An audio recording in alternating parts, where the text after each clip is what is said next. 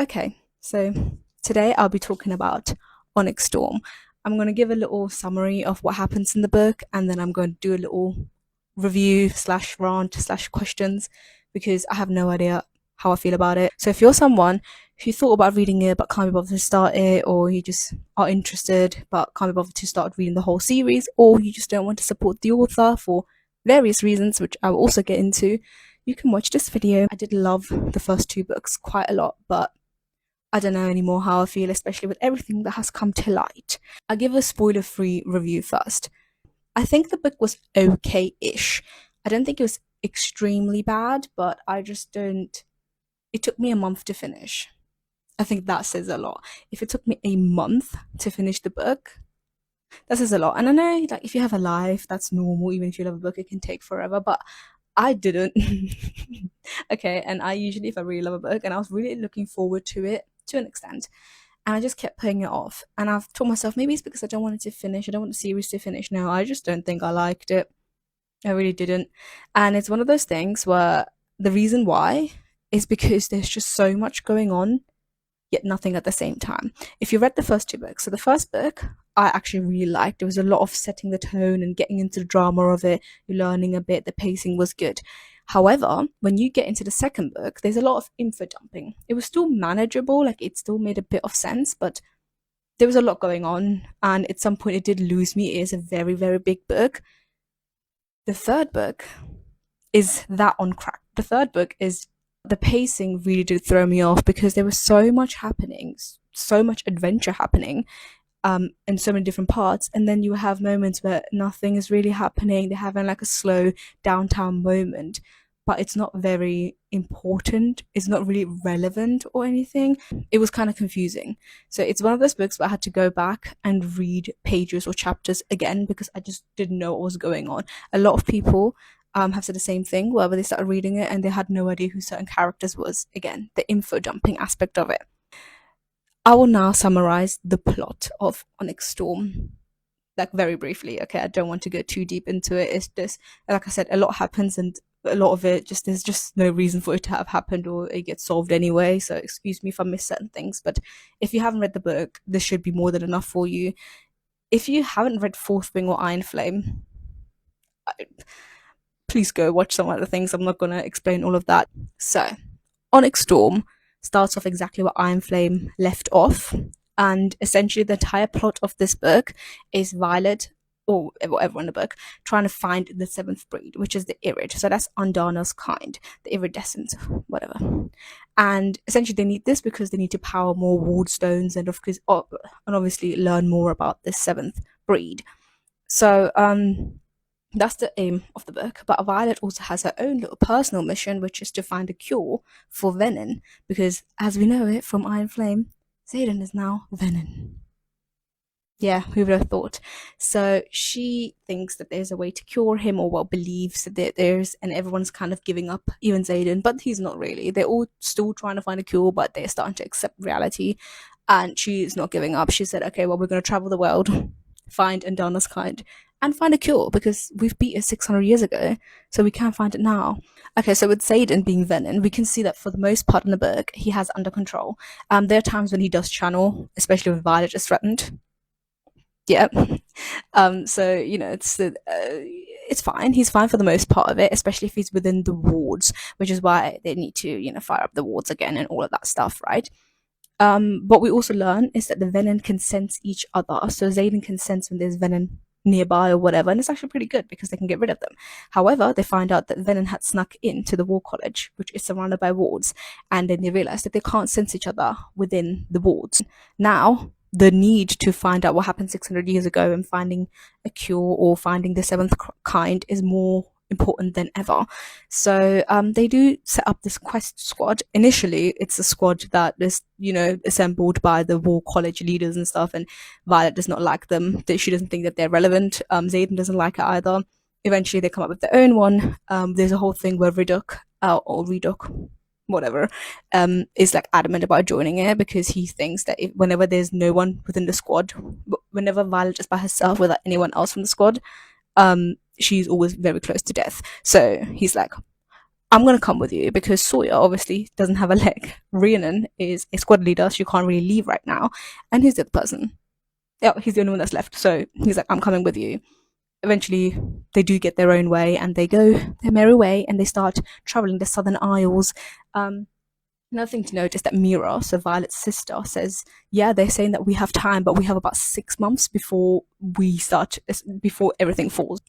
There's a little bit of an urge here. So with everything going on, the Venom sneaking into the wards, needing to find out a cure for Xaden because Xaden is starting to channel again, and also 6 months deadline. Hello, yeah, they need to go. So they actually sneak off by themselves.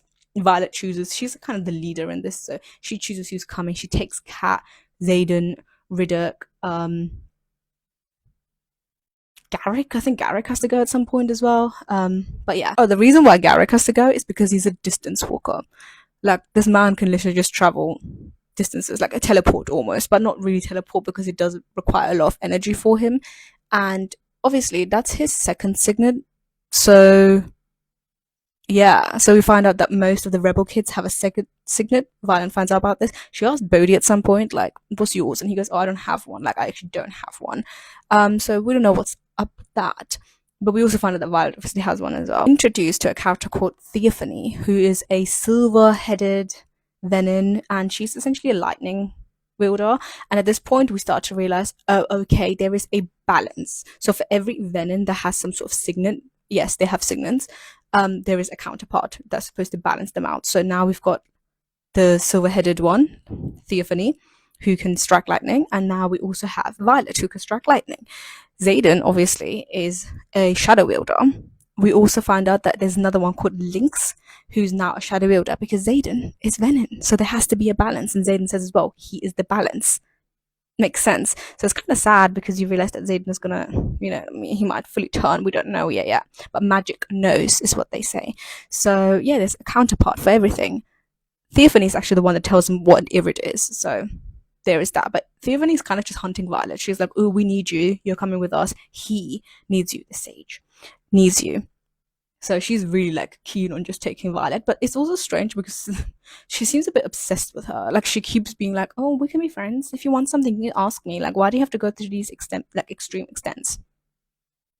Girl, why? You're trying to kill me. Why would I want to tell you anything? And why would I come to you?" Before they go off into a little quest squad, there's a whole thing where like one of the professors, I think it's Dane's dad, the Atos guy, whatever, he's like, ooh, well, you graduates cannot stay here, Garrick and Xaden. So you need to like go away, go back to Arisha, like where you belong. He says that.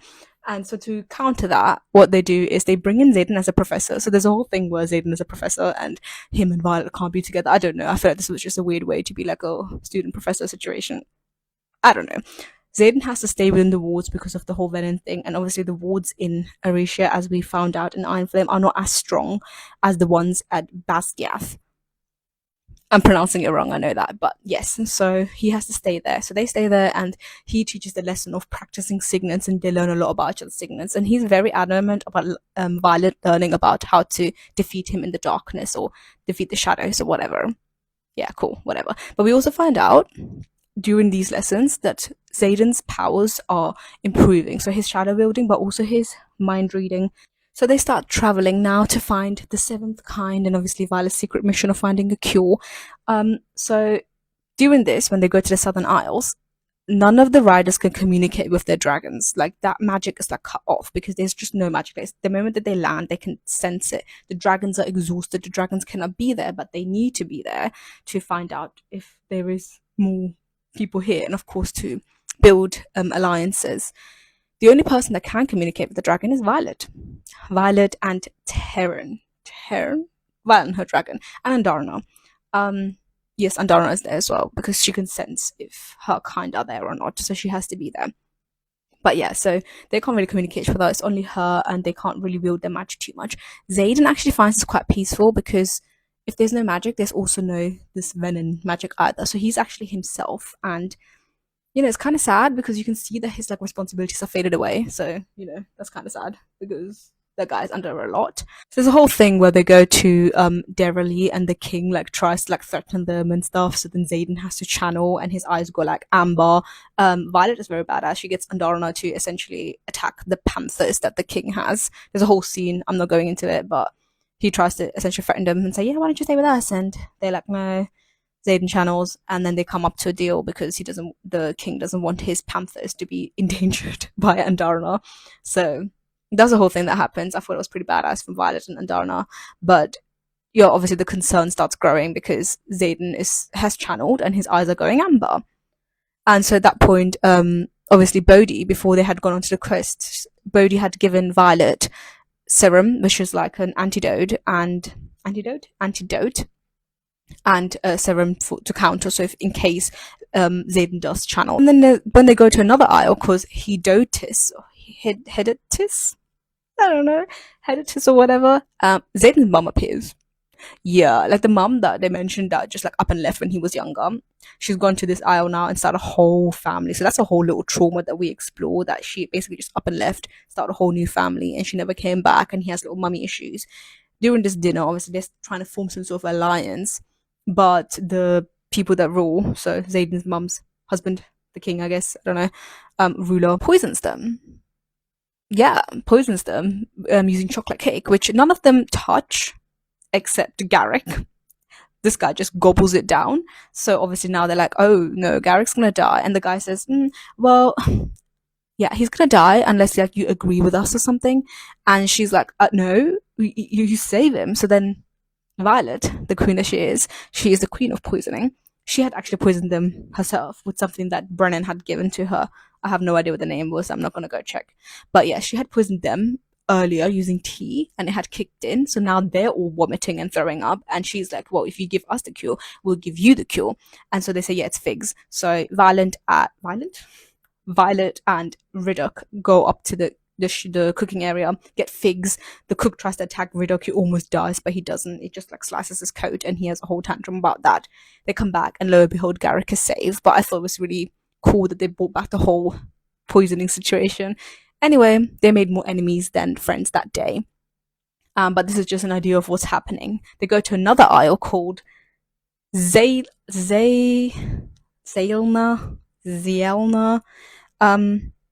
where there's a weird ritual. As soon as they arrive, everyone's like greeting them and clapping and being very happy. And they're like, well, for once, we're not being challenged.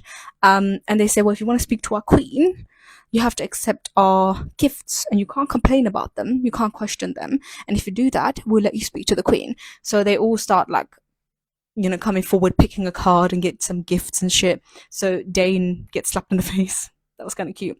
Riddock gets a kiss. Violet, I actually can't remember what Violet got, but I know that someone gets like an empty bucket at some point. Unfortunately, doing this thing, Trager, which is Cat's love interest. Yeah, he was one of the Griffin riders. I can't pronounce anything, but he's one of those riders. And he started to get along with Cat a lot, and Cat actually they start having a little ting. But unfortunately, he gets shot with an arrow because he picked an arrow, and he just like there and then. Yeah.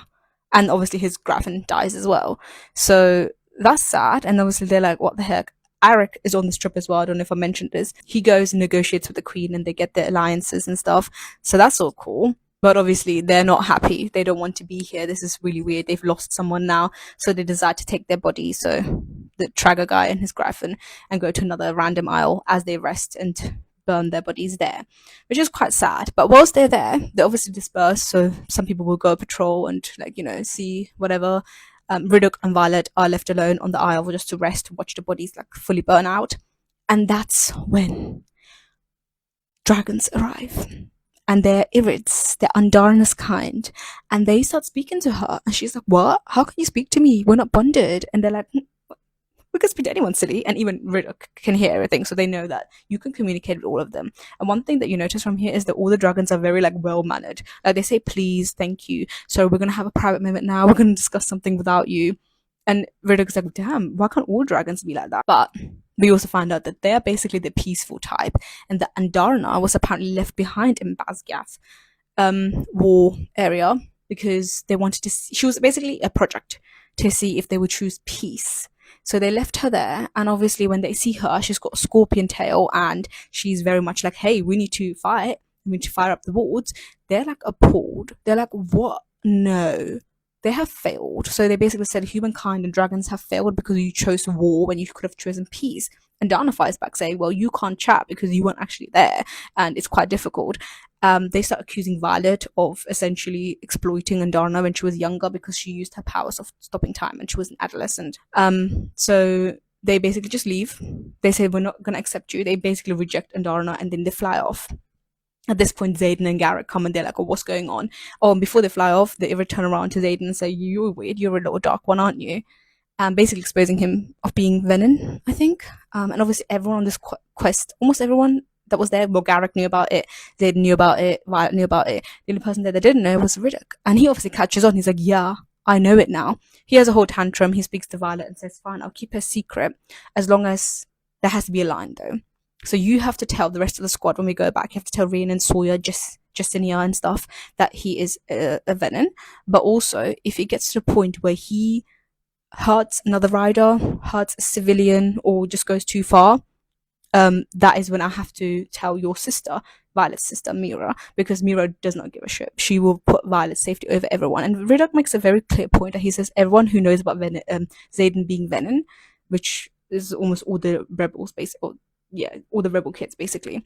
None of them have Violet's best interest. They're all Xaden's people. Which is not true, because we do find out throughout the book that all of them are very concerned for Violet's safety, especially when they're like, having their alone time. So, that's one thing. Yeah, Riddick says, no, we're here for you. That's why you have to tell the rest of the squad, because we're going to prioritize you. Which makes sense, and they have a little truce or whatever, and then they go about their day. Oh, we also find out when they then return to the War College without having gotten the agreement or learning more about the seventh kind. So they come back essentially having failed their mission of finding the seventh kind. Well, they did find them, but they just couldn't bring them back again. So they're kind of shunned for that. But Brennan, Violet's brother, says that he can't mend Xaden. So with Jack, who was Venom in the first and second book, they were able to mend him a little bit, right? But they can't do that with Xaden. However, Xaden reveals that he's gone 76 days without channeling. Granted, for most of the part, they were in non-magic islands, but oh well. Throughout the book, we find out that Violet keeps having dreams, and obviously there's loads of theories about this, but she has a dream about like a family portrait burning and her crying and getting dragged away by cat of all people, But yeah, she finds out later when she's talking to Xaden, because she goes into Xaden's dream, that she's a dream walker, which is, a form of like mind reading and stuff. So they're like, oh, we can't tell anyone. This has to be a secret between us. And she's like, oh, okay, well, that's crazy. And then during one of these times when they're in Arisha again, there is an attack. And there's a whole attack, and Arik says to Violet, you need to defend the Dune Temple. And she's like, no, I need to be on the field. Bodhi and Xaden have a constant back and forth, because Bodhi's like, I'm fighting. And he's like, no, you're not. You're second in line, or first in line after me. You need to stay safe, so you're going inside. They have a whole back and forth throughout the entire book. At some point, Bodhi wants to drop out of college because he wants to prepare for battle. He has better things to do. Xaden's like, absolutely not. But then Xaden keeps pulling him out of lessons, so it's like, what do you want from him? Anyway, I'm just a Bodhi supporter. During an attack, obviously Arik says, go. You need to defend the temple. And she's like, absolutely not. And then they end up fighting Venom. Theophany shows up out of nowhere again. It's a whole thing. And then Andarna's kind of show up again. So his name is Leothan. He's part of Andarna's bloodline, and it's mentioned quite early on when they first come, saying that he was the one that was kind of supporting Andarna and saying like, maybe we should give them a chance. But majority of the Irid had voted that no, we're not giving her a chance. But this Leothan guy did. He shows up and he fires up the ward stones, which is why Arisha was able to defeat the Venom during the attack at that point. And he makes a proposal to Andarna saying, you come with me, you learn about our kind, it might take years. He insinuates it might take years. And he's like, obviously Andarna is very interested. She does want to, like, she's devastated that she was rejected by her kind. She's interested, and she goes, but I can't be separated from Violet. And he goes, yes, you can. Because who bonded Violet first? You or the other one, the big guy? And she says, the big guy. It's like, exactly. So the way that you were able to form that second bond with her, you could also... And so she does, because she's like, I need to learn. So she breaks the bond with Violet, and then she flies off. Yeah, Violet is devastated by this, and she's in bed for like 3 days, just like, 3 days? More than that. And she's like, and Xaden looks after her. He's hella busy. I mean, He's leading a whole area himself. He's a duke. Mira comes, Brennan come, they all try to help her out. And during this, Mira and Brennan have a conversation, and it's essentially revealed that she met their grandmother, who their parents have stopped speaking to, and they found out that Violet's parents, so the Sorrengales, had dedicated her to Dune. We found out later that she doesn't actually get dedicated, she was touched, so she wasn't fully dedicated, she was just touched by the magic, which is why her hair at the bottom is silver, because everyone that's been dedicated or whatever has silver hair. Like Theophany, the Venin, she was part of the temple as well. We found out later, but she had obviously gone and become a Venin. Dune is, by the way, the goddess of war. I don't know if I've mentioned that. So once we find out that obviously she's been touched or whatever, Xaden then reveals that he's Venin to Mira. Obviously, like I said, Mira does not give a shit. She's following the rules and she's protecting her siblings, especially Violet, and Xaden is a danger to Violet. So that's the whole thing. Mira is pissed, but she doesn't go and reveal it anything. She kind of just storms off, and Violet is upset about this. Some time passes, and then as Xaden and Violet are together alone again, there's a knock on the door, and it's Garrick, and he's like holding a dragon scale, and he's basically saying, oh, Theophany is here, and she basically said that she has her, so if you don't bring the brother, then she's going to hurt her. And initially they think it's Andarna because he's holding a scale, but then realize, oh no, this is the same color as Violet's vest, which means it's Mira's dragon, and it's Mira that is being held hostage. So obviously they're like, well, who's the brother? Because the only brother that Xaden has, because they said bring your brother to Xaden, not to Violet, but they said, who's your brother? Oh, it's Bodhi, because obviously he's the cousin, but why would they want Bodhi? And then Xaden says, no, by brother she means Jack, because the Venom call each other brother and whatever. So they're like, oh well, but Jack is back in Basgath. I feel like I'm pronouncing it wrong so much, but they're like, okay, well, Garrick, you're a distance walker. You can go get him and come back here. We're going to go meet her, and we're going to take Bodhi as well, because she was the one that was unclear about the instructions. Anyway, so they meet up. She's like, oh, you didn't bring the brother. I told you to, whatever. They do bring Jack. And she then they basically say, okay, well, we've bought him now, so let Mira go. But Theophany obviously is like, no, I didn't say that we'll let her go. This is the thing about us. We're always very, very selective with our words and truths. So then she just, Mira, like she's holding a knife to her throat, and when she's like, yeah, well, we do what we want, and just, yeah. And then she throws like a dagger at Jack to off him as well, but luckily they're able to like stop that, and they're like, get him out of here. So Garrett gets him out of there. Xaden obviously is like running around. Violet is like, my sister. Brennan appears out of nowhere, and they try to heal, but it is such a critical wound that it's very difficult to mend. Like even the strongest menders can't do that. So he's really trying. He's getting exhausted, and it's just not looking good at all. And Sloane and Dane appear.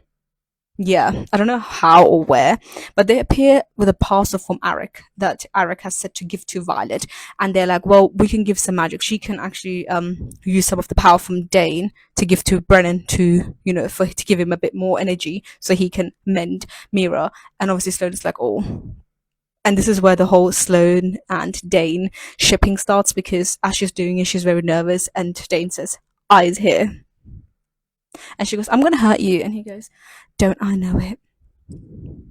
So that all happens, but she does manage to do it. They do mend Mira. So Mira is like,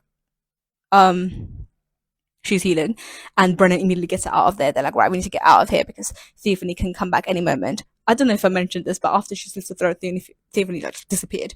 So now they're like worried that she's gonna come back. So they all start going off. Xaden goes into the battle because there's a whole battle going on. They take Mira into safety. The only person left now with Violet is Bodhi, and out of nowhere, Theophany appears. But he's like, where does she come from? And he tries to counter signet. So Bodhi's signet is being able to counter other people's ones. So if yours is fire, he can basically mute your fire. He tries to do that with Theophany, but it doesn't work because it only works on non-venom signets. So it's basically useless. She says that, and obviously Violet is freaking out. She's like, you need to get out of here because you're the next in line, and Xaden would not want you to be here because you're going to get hurt. He's refusing. He's like, hell no, I'm staying with you. My job is always to protect you. And then eventually he does leave, but he doesn't go back into safety. He goes and fights in the battle, which makes sense. I mean, there's a whole battle going on. Why would he go back to safety? His cousin and everyone is fighting. So he goes into battle. Theophany and Violet get going. During this time, we found out that Theophany is not a lightning wielder. She's a storm wielder, which is Violet's mum's signet. General Sorengale. So she actually taunts her about it. She goes, "Oh, your mum was pretty good, but she was never as good as me." Obviously that pisses Violet off quite a lot, and she's like, and then they start fighting, and they go back and forth about it. Tiffany really tries to get her to channel Violet. She's like, "You need to come with me. Like, you need to come with me." Violet's like, "I'm not doing it. I am not doing it." At some point, she's like in some sort of corner, and Sigel comes up, Zayden's dragon, and saves her. And she's like, "Oh my god, why are you here? You should go to Zayden." She's like, "Yeah, I would, but like, whatever." So she helps Violet go to Tyrion. So Tyrion had to basically transport Mira's dragon. So when Mira got injured, he has to transport Mira's dragon somewhere, which is why he wasn't there with Violet at the time being. So now Sigel has shown up to save Violet briefly and take her to Tyrion, whatever. So she attacks some of them. At some point, then Theophany puts a net over Tyrion and Sigel. They're trapped, like they're like fully trapped, and she's just like holding them hostage. And obviously, they're all freaking out. They have no idea what to do, and that's when obviously Violet uses her brain again, and she realizes, "Oh yeah, I've got the password that Arik gave me." You know, for this entire book, Arik keeps telling her to do stuff and she keeps ignoring it, but now she remembers, "Okay, yeah, well, he gave me a password, let me look at this." And it's a ceremonial dagger from the Temple of Dune. Again, this guy's obsession with the Temple of Dune is crazy. But she's like, "Oh wait, yeah, Theophany was also dedicated to Dune. She's turned her back to her, so this could actually help get rid of her, because they need a special dagger to get rid of Venom, and this is a special dagger, right?" So she actually uses it, and there's a note from Arik saying "strike in the darkness," and then lo and behold, you know, there's loads of darkness, the shadows from Zayden come wherever, and she uses that little moment to basically Theophany, and she tells her Dune doesn't take kindly to betrayers or traitors or whatever. And yeah, and then Theophany just basically like that, which is crazy, I guess. The reason we know this is because Arik is a precog, so he can basically see the future, and is very just similar to General Melgren or whatever. General Melgren can see the outcome of battles, but with Arik, it seems that he can see just events in general, which is why when there was a previous attack, he told Violet to go protect the Temple of Dune. And then this time around, he knew that she would need the dagger. I had given it to her. There was also little moments throughout the thing where, you know, people have made theories that he like stopped people from walking into walls and stuff because he could tell they're about to walk into a wall. So, you know, we find out about him. It's a very, very powerful signet. Point Violet, like after offing Theophany, she blacks out, and Darna returns at some point as well. And then the book goes into multiple point of views. So we get point of view from Rhiannon, which is essentially about the battle as well, where she's just like strategizing, and she's talking about, okay, this person's dead, that person's dead. At some point she sees Riddoch literally freezing a venom from the inside out, and she's like, whoa, crazy.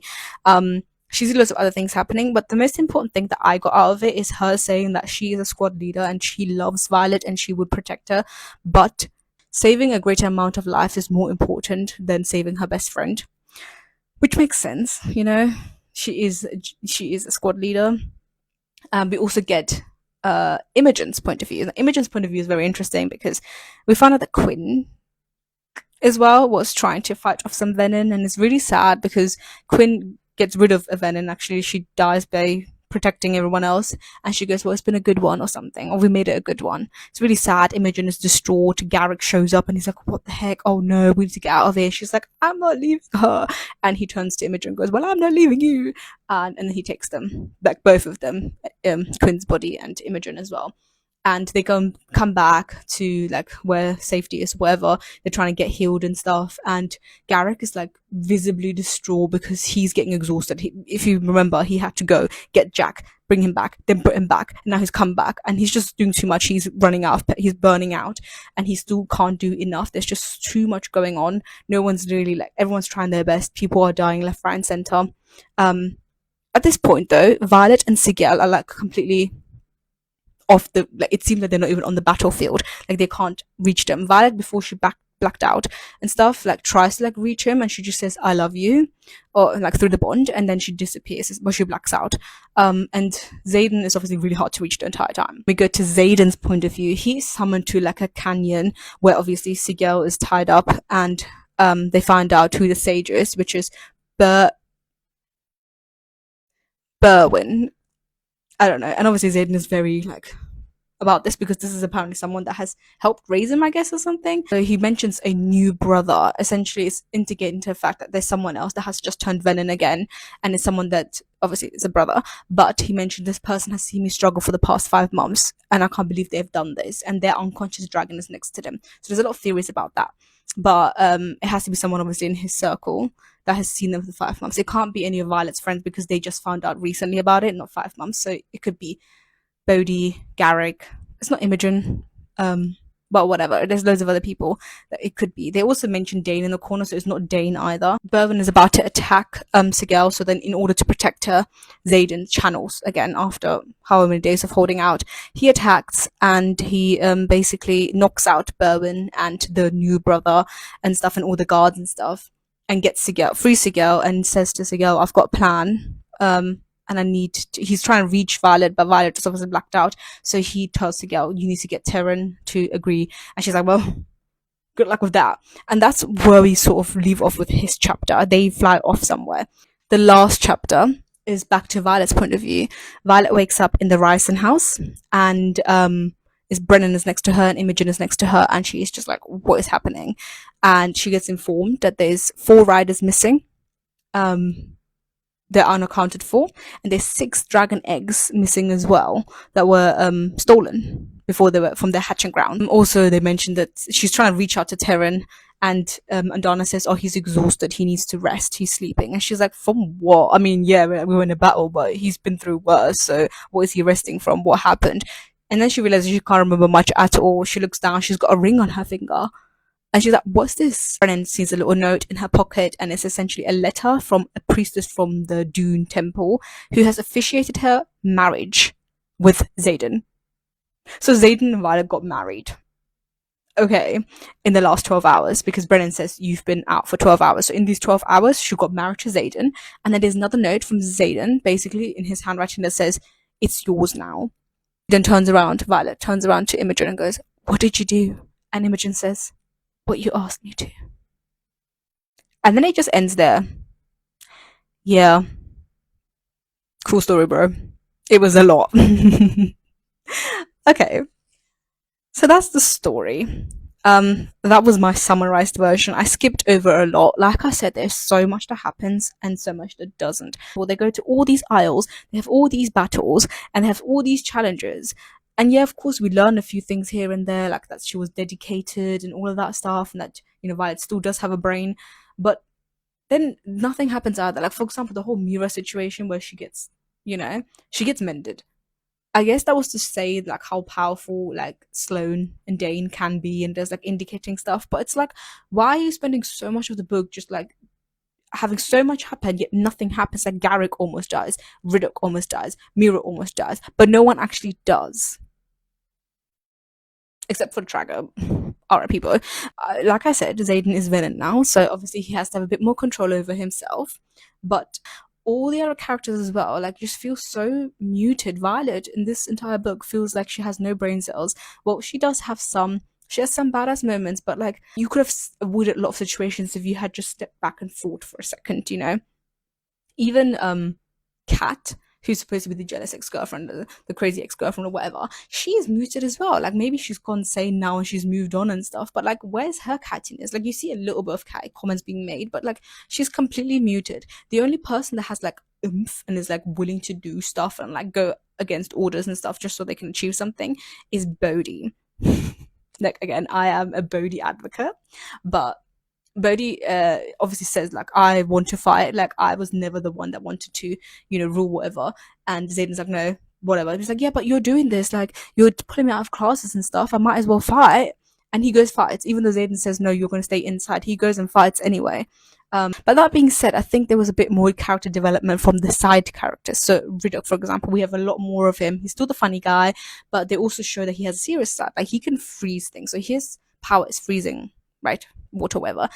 But it's shown that he's been developing it, where he can freeze things from the inside. So, he freezes an orange at some point. So there's an indication that he can freeze blood.